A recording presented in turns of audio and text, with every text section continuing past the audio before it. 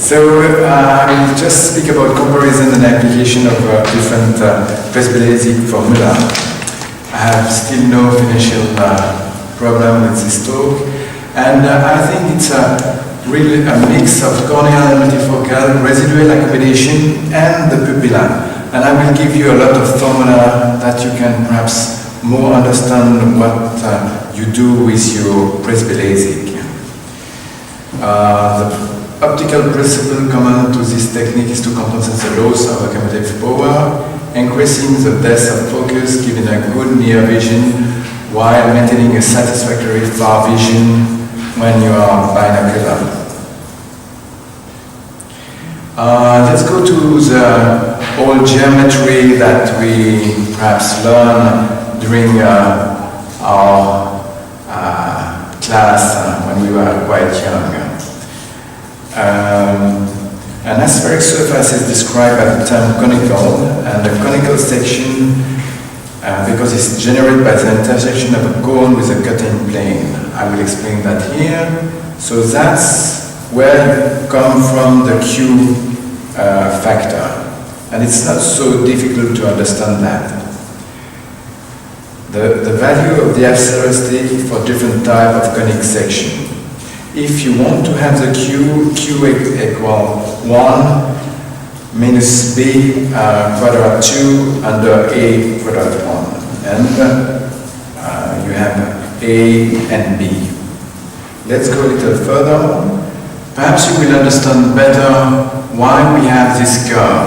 If you cut the conus, you have different curve, and you can see pretty well here which curve you have. And that's just a section, and you see that for an hyperbole you have a Q less than -1, parabole Q equal -1, ellipse prolate between -1 and 0. The circle is a Q equivalent to 0, and an oblate is a Q bigger than 0. If you look at the distance, when you go from the distance, you can see the different Q value. In the blue one, you have a Q -1, and you can see the difference between Q0 and Q -1 is the difference. You can see that is only at 6 millimeters. Sorry. You can very well see the difference is around 6 millimeters, but here all the Q are quite the same. Here is a Q equivalent 0, here is a Q -1, and you have at the vertex of 6 millimeters. That's why Charles explained that the treatment of the Q value is somewhere else.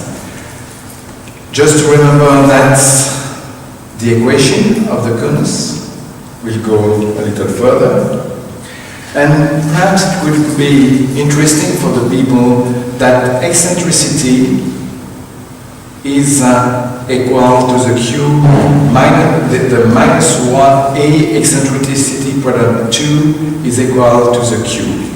Okay, you have a relationship between eccentricity that we use for contact lenses, for example, and the Q factor.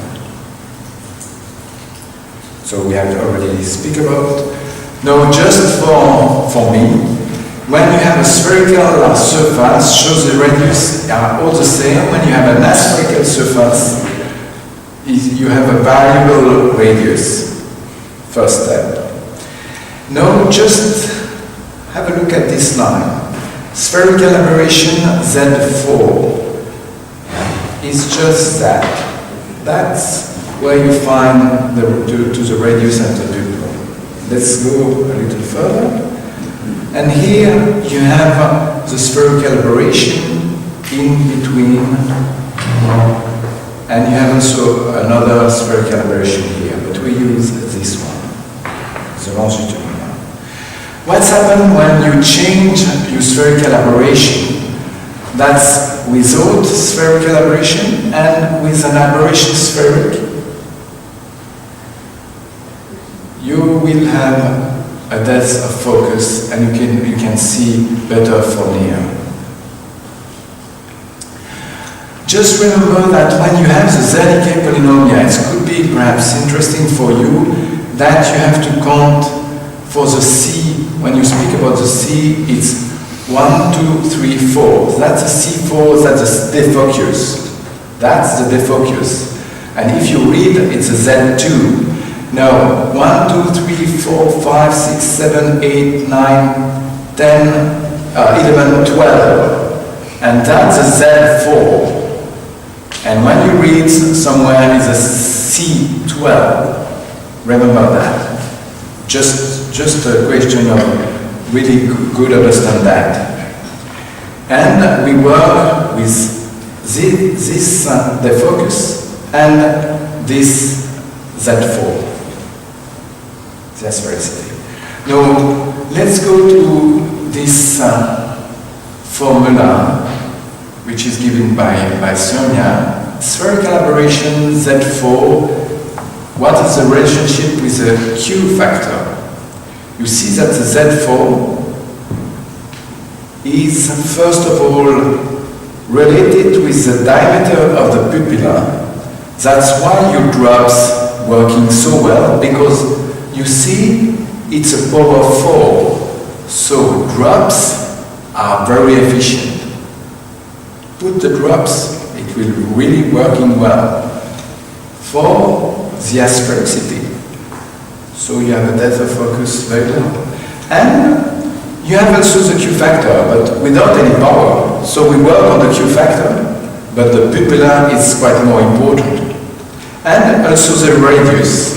And the radius is power 3.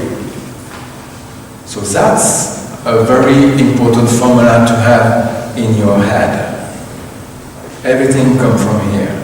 And pupilla, it's more important. So let's go a little further.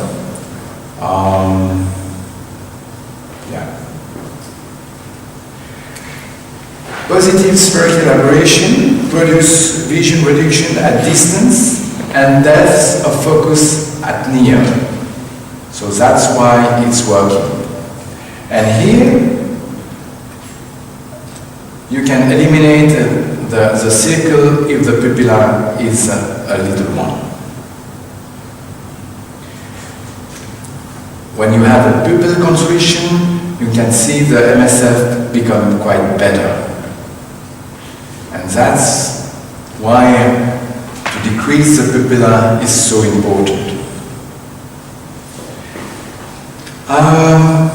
Hayne is not here, but he's looking at something very important, I think. Is a work from Cheng and Barnett, which shows that 3 diopters equal of minus 0.130 micron. And 3 diopters is the accommodation. You follow me? So 1 diopter is 1.52 micron on the C4. You will go on the internet to think about all this formula and this. Like Charlie said, you have the spherical aberration normally on plus 0.270 micron, equal 1.52 diopter. That's for everybody. That's the meaning. You have to know that in young patient, the ocular spherical aberration is close to 0, but with large individual variation. This minimum value is related to the fact that the positive spherical aberration of the cornea is offset by the lens survey of negative spherical aberration of opposite side. With the age, there is an increase of spherical aberration of the eye due to the increase of the lens spherical aberration, which tend to be positive.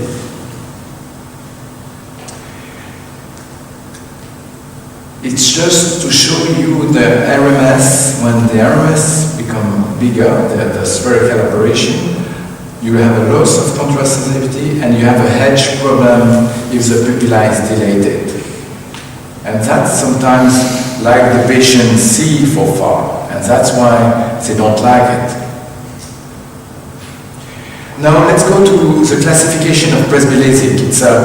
It's a Normogram that I take from Gaucheron, and you can see from everywhere, from a long time ago, here we increase the comma, here we increase the comma, and that was all the different steps that we tried to do for increasing the multifocality of the cornea.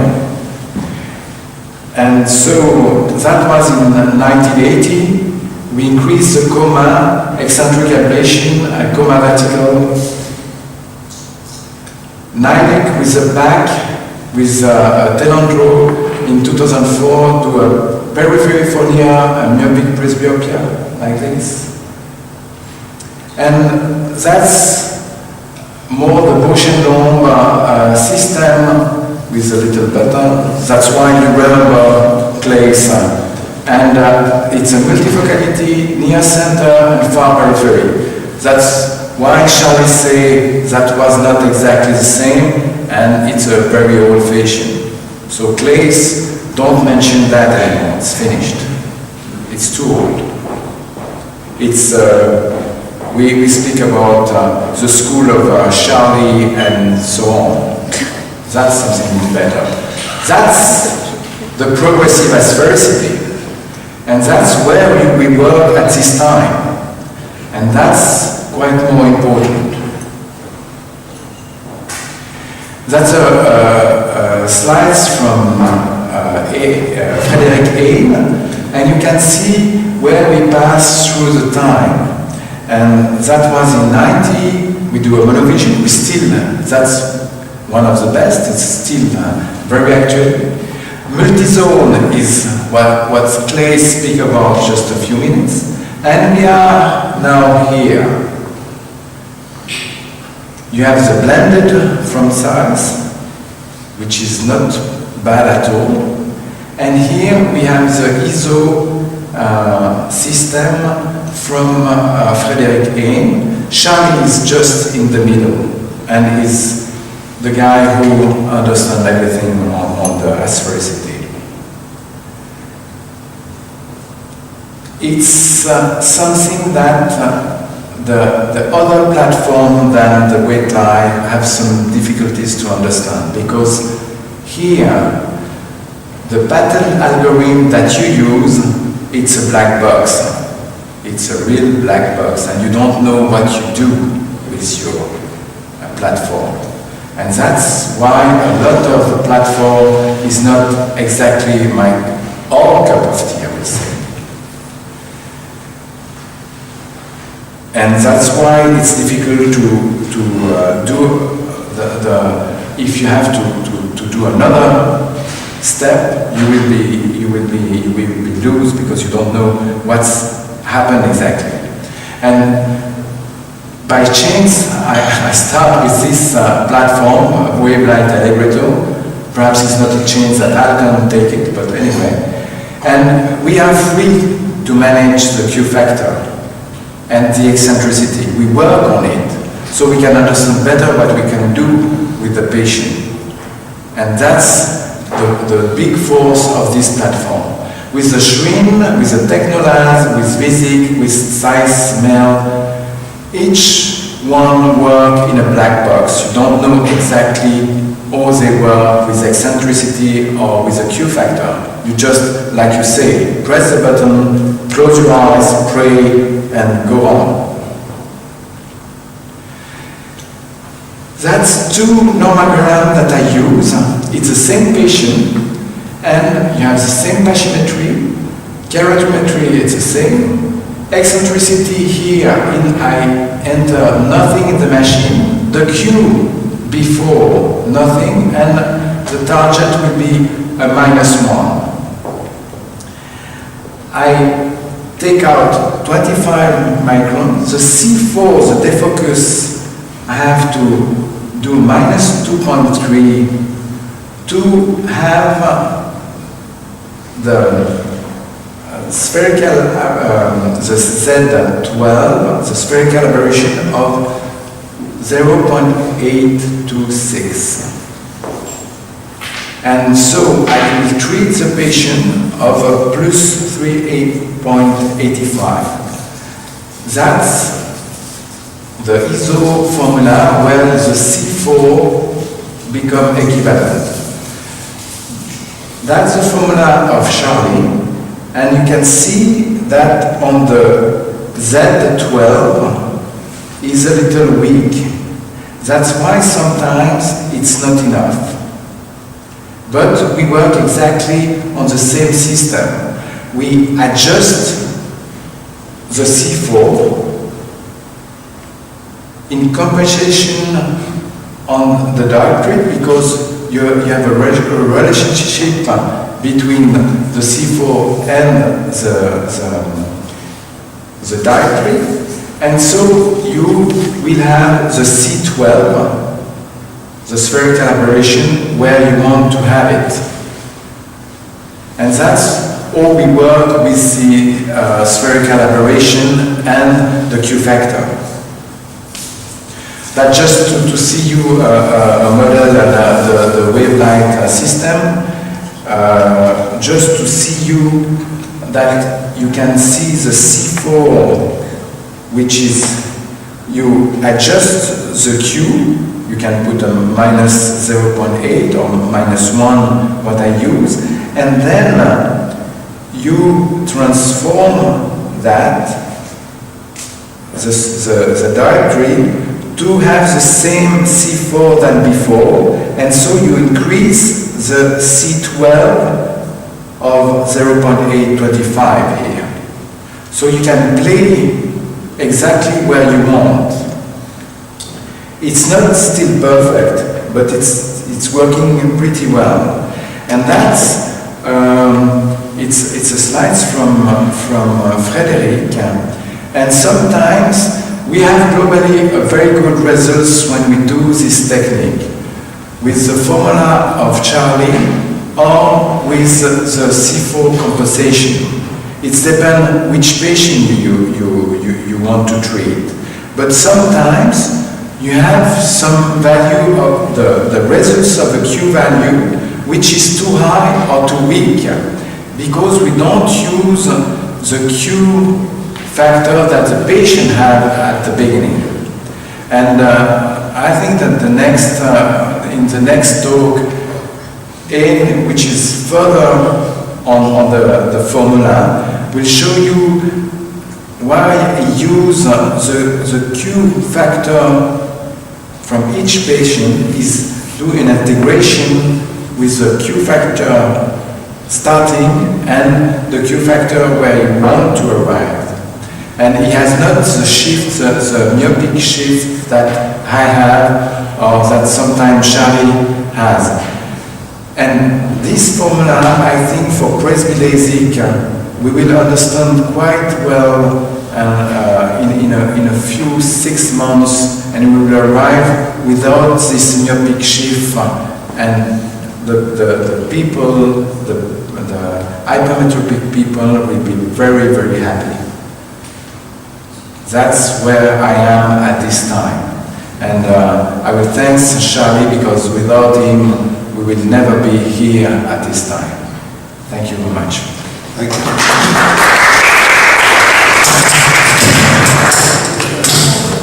Now that's the end of this particular session of the corneal treatments. We'll now start the next session. So if...